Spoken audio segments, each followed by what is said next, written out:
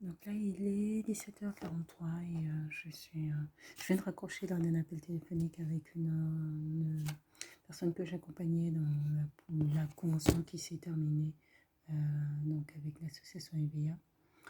Et donc voilà, donc maintenant je vais poursuivre et j'étais surtout en train de lui expliquer que sur les grosses interventions, sur les grands domaines qui sont vraiment urgents et où elle ne peut pas le réaliser tout seul, je veux bien lui apporter mon aide, mais bon, je ne vais pas faire tout son quotidien parce que moi-même je suis en train de rechercher une convention où je serai payée sur cette convention et que je ne vais pas avoir le temps de je vais pas avoir le temps voilà, de regarder son dossier. Donc c'est pour ça que je l'ai orienté vers une assistante de service social départemental. Hein. Donc pour qu'elle puisse bénéficier d'un accompagnement et d'un suivi.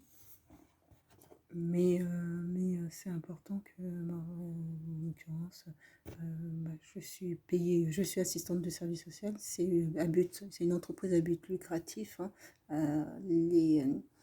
Les actions que je mène de défense des droits individuels ne sont pas des actions qui me prennent beaucoup de temps, ce sont des actions épanouissantes en complémentarité avec ce que je fais, mais ce ne sont pas des interventions rémunérées. Donc ma priorité là, c'est de trouver, voilà, de négocier une convention qui soit rémunérée. Voilà, tout simplement, en priorité. Donc, il ne faut pas que je sois accaparée il faut que je finalise très rapidement mes interventions sur cette convention pour pouvoir entièrement me consacrer à retrouver une nouvelle convention. Donc, je dirais, je suis dans l'attente et en recherche de cette nouvelle convention, donc rémunérée et payée. Voilà. Donc voilà. Ce qui va de toute manière me poser question sur je ne pourrais pas moi me permettre de ne pas avoir de revenus. Hein. Donc il faut que je parvienne à trouver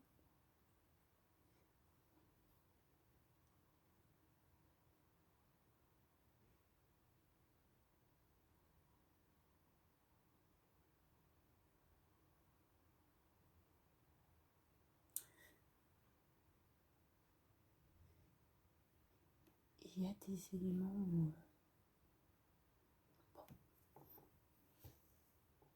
pas de commentaires.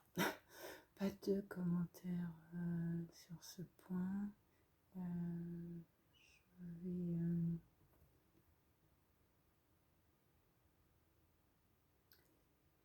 vais poursuivre ma recherche.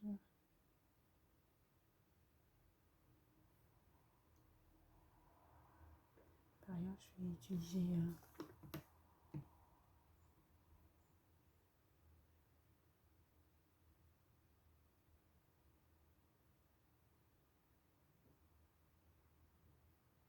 si je n'avais pas déjà postulé sur cette offre qui me semble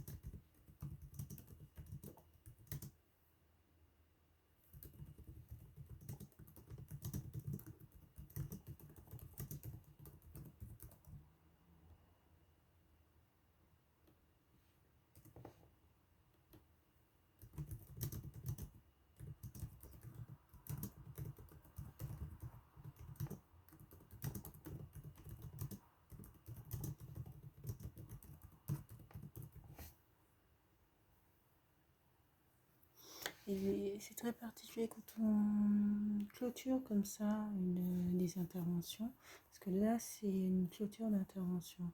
Et c'est une clôture d'intervention, là, sur demande de l'association. L'association qui n'a pas pris en compte tous les paramètres.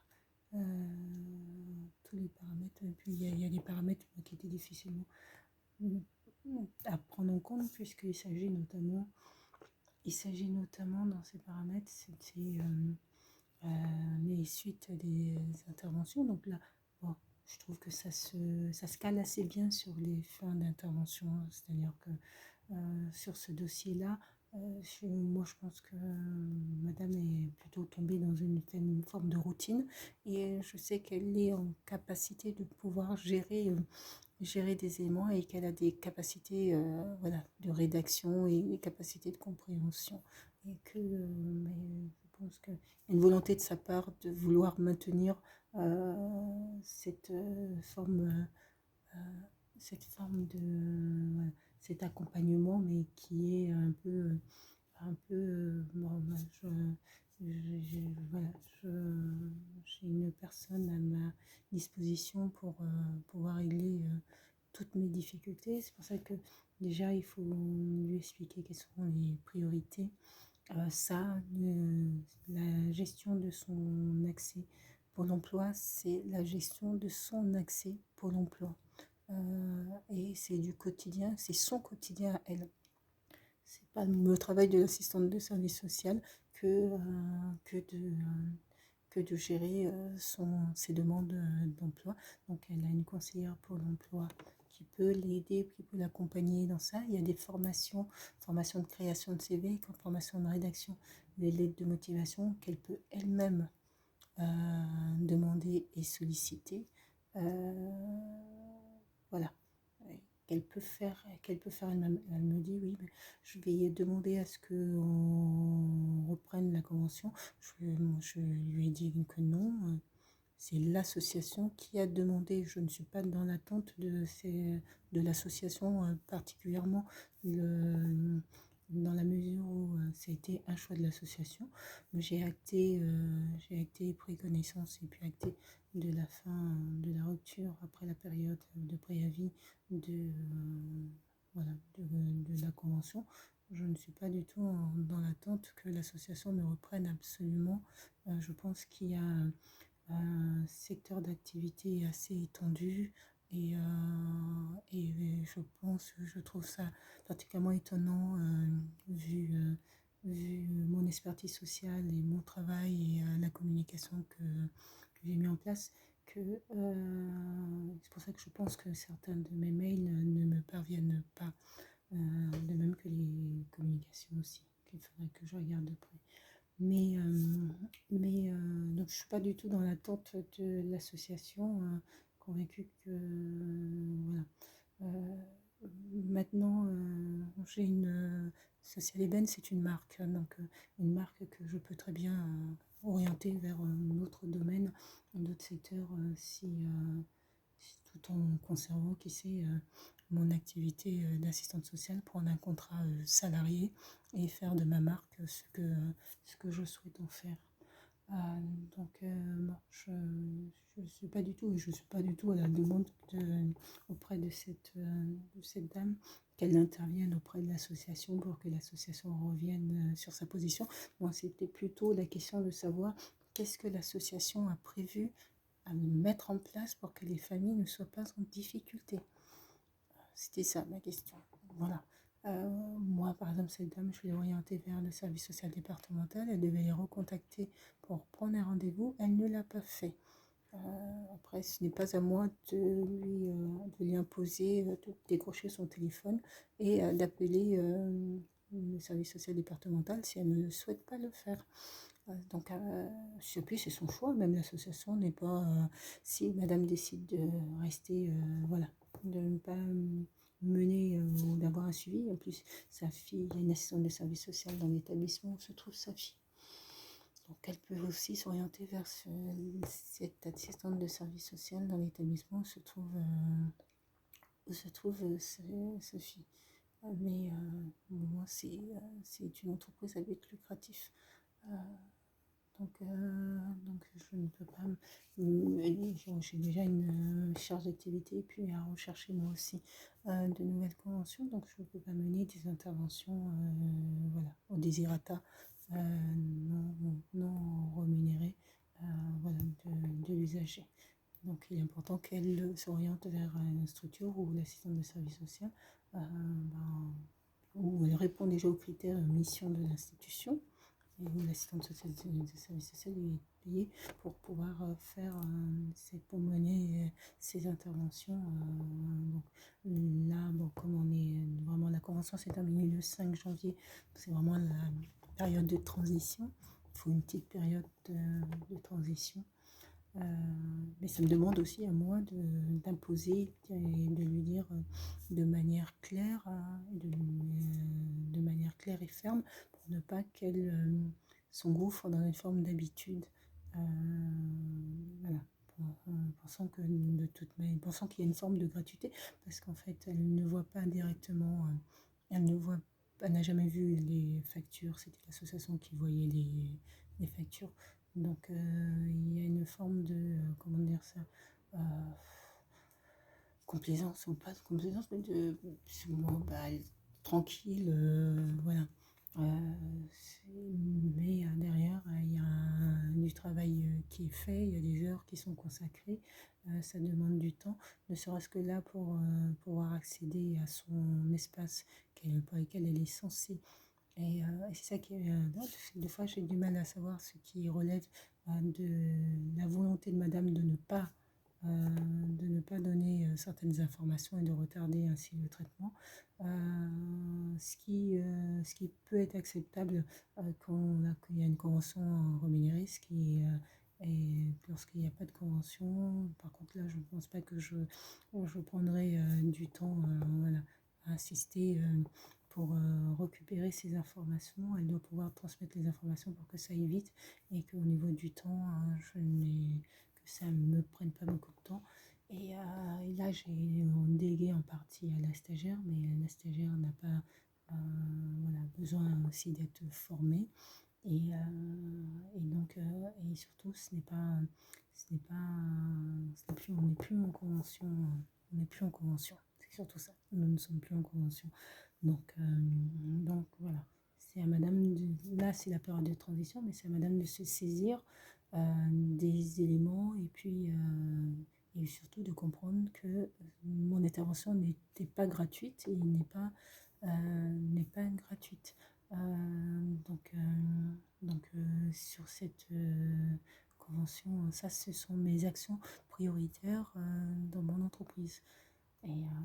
Et elle ne voyait pas les factures, donc elle n'en a pas, elle n'a peut-être pas conscience voilà, du caractère payant de mes interventions.